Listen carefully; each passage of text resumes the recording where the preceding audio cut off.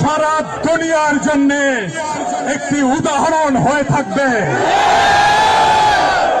1971-এ একটি বিজয় এসেছিল, আমাদেরকে বলা হয় এই বিজয় আমরা পেয়েছিলাম ভারতের অনুগ্রহে।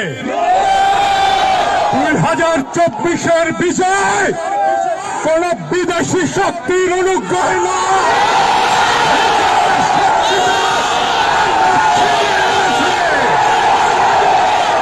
এই বিজয় বাংলাদেশের জনগণের, এই বিজয় বাংলাদেশের ভবিষ্যতে, এই বিজয় বাংলাদেশের তারুণ্যে, এই বিজয় বাংলাদেশের অবিনাশী শক্তি।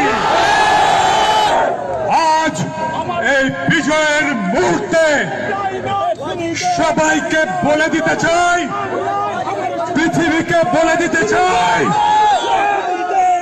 এই লড়াইয়ে আমাদের পাশে কেউ দাঁড়ায় নাই, কোন পরাশক্তি দাঁড়ায় নাই, কোন পশ্চিমা শক্তি দাঁড়ায় নাই। আমরাই আমাদের লড়াইকে ছিনিয়ে নিয়েছি। সবাইকে বলে দিয়ে বলতে চাই, বাংলার মাটি দুর্জয় ঘাটে।